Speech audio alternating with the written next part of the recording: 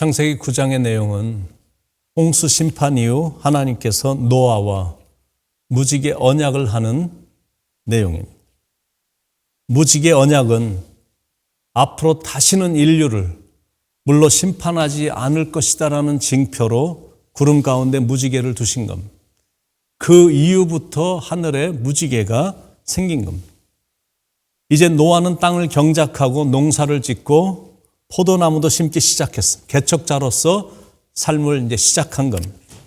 20절에 노아가 농사를 시작하여 포도나무를 심었더니, 그런데 하루는 포도주를 만들어 갖고 마셨는데 자기도 모르게 술에 취해서 이성을 주체하지 못할 정도로 벌거벗은 채 잠이 든 겁니다.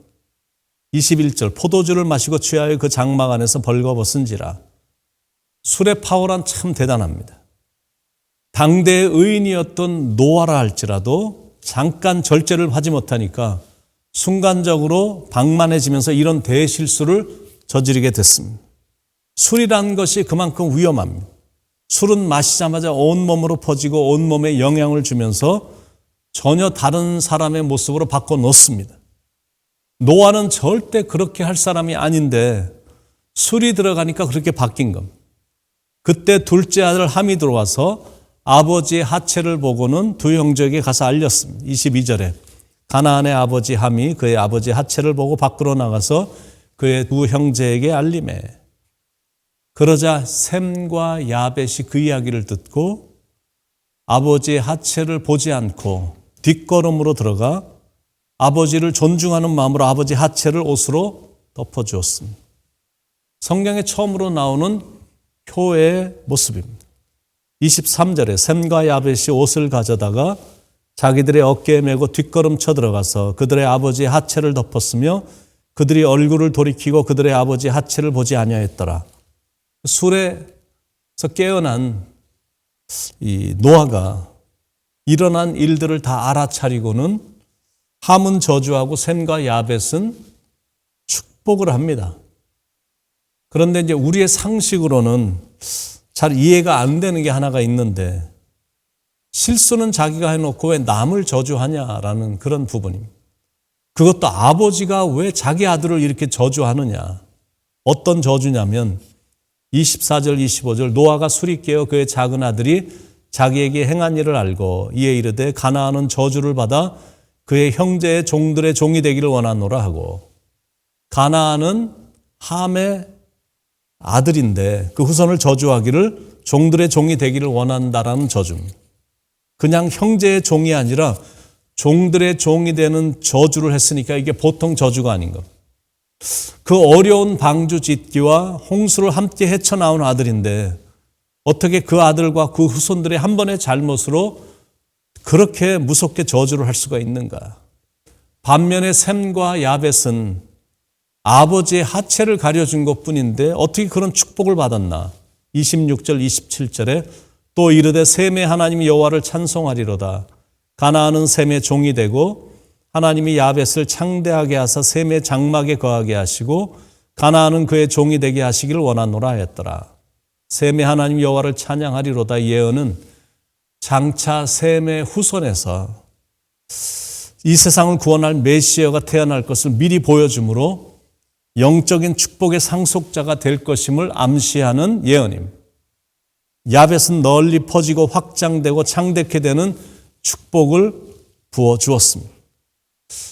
또 질문이야. 아니 그게 그렇게 축복받을 일이고 또 반대로 그게 또 그렇게 저주를 받을 만한 실수였는가.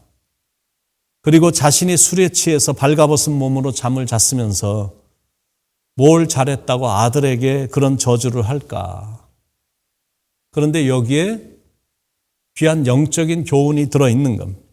첫 번째 함의 문제는 아버지의 하체를 우연히 목격한 게 아니라 악의적으로 즐기며 모욕했다는데 거기에 문제가 있는 겁니다.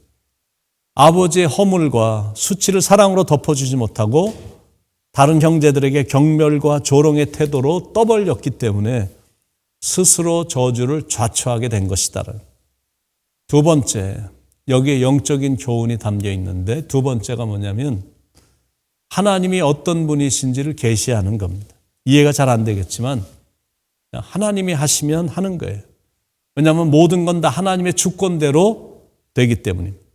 그러니까 노아가 세 아들에게 축복과 저주를 한 것은 사사로운 감정이 아니라 하나님의 계시였다라는 겁니다.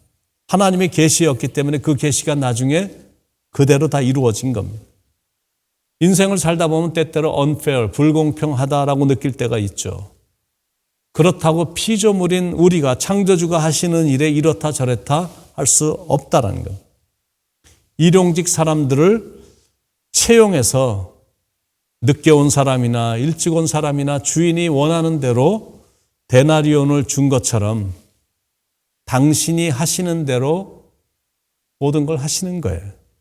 아무리 처사가 불공평해 보여도 주인 마음대로 하는 것이기 때문에 이렇다 저렇다 말할 수 없다라는 것. 그런 주권과 권위를 가정의 아버지에게 부여한 겁니다. 아버지의 입에서 나오는 그대로 모든 것이 되도록 권위를 주신 겁니다. 그래서 자녀들이 부모가 하는 일에 썩 마음이 들지 않아도 부모니까 효도하는 거거든요. 근데 요즘은 그런 권위가 완전히 땅에 떨어졌습니다. 부모를 아주 우습게 여기는 세대가 된 듯한 느낌이 있습니다. 자녀들이 아버지를 무서워하는 게 아니라 아버지가 오히려 자녀들을 무서워합니다. 그래서 자녀들이 축복을 못 받는 겁니다. 이 권위가 회복되어야 됩니다. 아무리 우리가 미국에 살고 영어를 잘 못해서 언어가 잘 통하지 않아도 부모의 권위는 여전히 있어야 된다는 것. 특히 가정의 가장인 아버지의 권위가 회복되어야 됩니다. 아무리 자신의 처지가 초라해 보여도 부모의 이 당당함을 잃어버려서는 안 되거든요. 내가 너희를 그렇게 키운 거다. 내 입술 하나로 너희의 장래가 결정된다라는 당당함으로 나가야 된다라는 거죠. 그런 권위로 가정의 질서를 지켜 나가야 된다라는 거예요. 그게 하나님께서 주신 가장의 권위고 부모의 책임인 겁니다. 근데 세 번째 영적 교훈이 뭐냐면, 그러나 가장 중요한 교훈, 허물을 덮어줘야 된다라는 교훈입니다.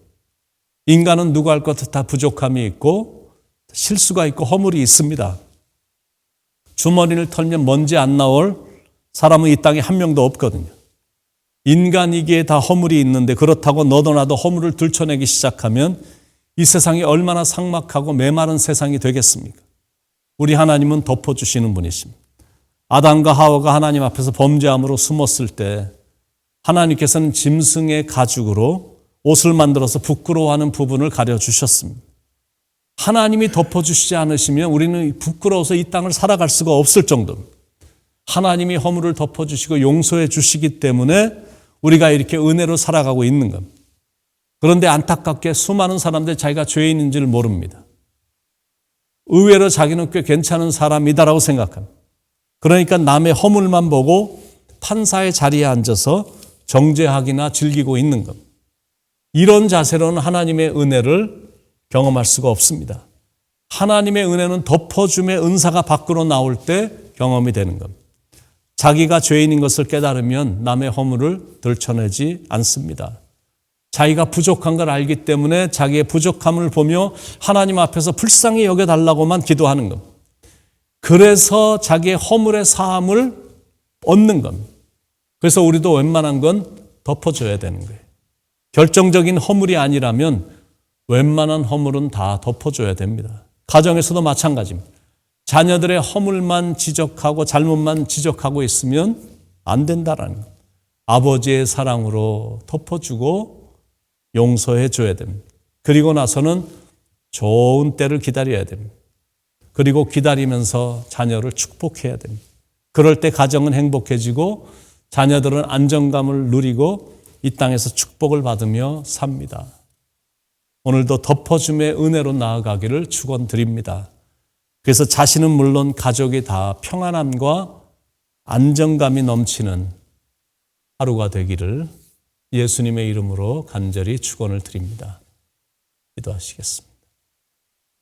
하나님, 우리 같은 사람도 용서함을 받았는데 우리도 예수님의 마음을 본받아 웬만한 건 덮어주고 웬만한 건 다 이해하면서 나가고 용서해 주는 마음으로 나가서 나와 관련된 사람들, 가족들, 사랑하는 사람들, 많은 사람들이 평안함과 안정감을 느껴주게 만드는 그런 넉넉한 사람, 그런 마음이 깊은 신앙의 소유자가 될 수 있도록 인도해 주시옵소서.